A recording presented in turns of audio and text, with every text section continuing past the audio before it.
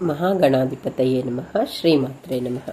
ಶ್ರೀ ಲಲಿತಾ ಸಹಸ್ರನಾಮದ ಭಾಷ್ಯದಿಂದ ಇವತ್ತು ವಾಮಕೇಶ್ವರ್ಯೈ ನಮಃ ಬಗ್ಗೆ ಓದ್ತೀನಿ. ವಾಮವೆಂದರೆ ಸೃಷ್ಟಿಸು ಎಂಬಂತರ್ಥದಂತೆ ಸೃಷ್ಟಿ ಕಾರ್ಯ ಮಾಡುವ ದಕ್ಷ ಪ್ರಜಾಪತಿಗಳಿಗೆ ಒಡೆಯಳು.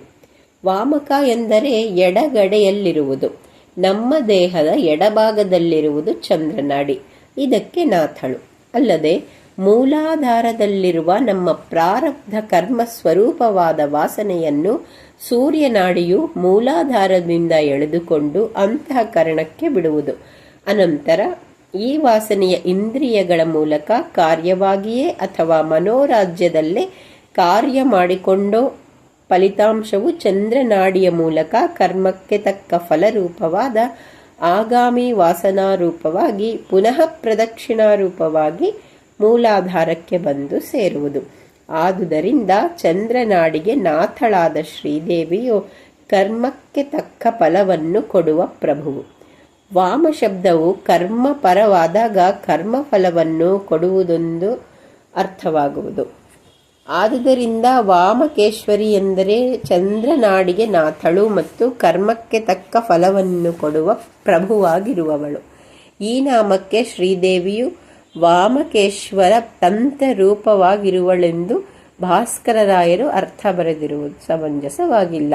ಅಲ್ಲದೆ ಶ್ರೀದೇವಿಯು ದೇಹದ ಎಡಭಾಗಕ್ಕೆ ನಾಥಳೆಂದು ಕೆಲವು ತಾಂತ್ರಿಕರು ಅರ್ಥ ಮಾಡಿಕೊಂಡು ಶ್ರೀದೇವಿಯ ಎಡದ ಹಸ್ತಕ್ಕೇನೆ ತಮ್ಮ ಎಡಹಸ್ತದಿಂದ ಅರ್ಚನಾದಿಗಳನ್ನು ಮಾಡುತ್ತಾರೆ.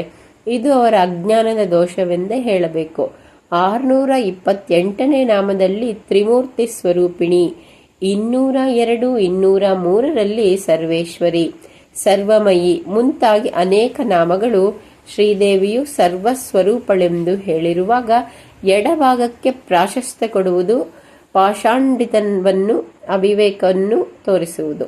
ಶ್ರೀದೇವಿಯ ಬಲದ ಹಸ್ತವು ಅಭಯದಾಯಕವಾಗಿಯೂ ಎಡದ ಹಸ್ತವು ವರವೆಂದರೆ ಕರ್ಮಕ್ಕೆ ತಕ್ಕ ಫಲವನ್ನು ಕೊಡುವುದಾಗಿಯೂ ಇರುವ ತತ್ವದ್ದೇ ಆಗಿದೆ. ವಾಮ ಎಂದರೆ ಈಶ್ವರ, ಕ ಎಂದರೆ ಬ್ರಹ್ಮ, ಇವರಿಬ್ಬರಿಗೂ ನಾಥಳು. ಮುಂದಿನದ್ದು ಪಂಚಯಜ್ಞ ಪ್ರಿಯಾಯೇ ನಮಃ. ಪಂಚಯಜ್ಞಗಳಲ್ಲಿ ಪ್ರೀತಿಯುಳ್ಳವಳು.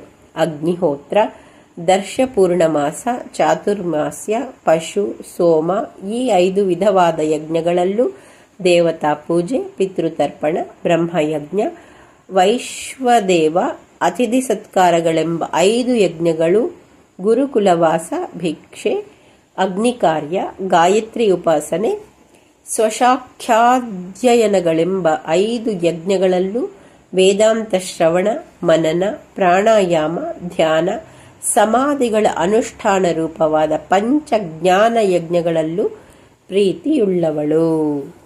ಶ್ರೀಮಾತ್ರೇ ನಮಃ.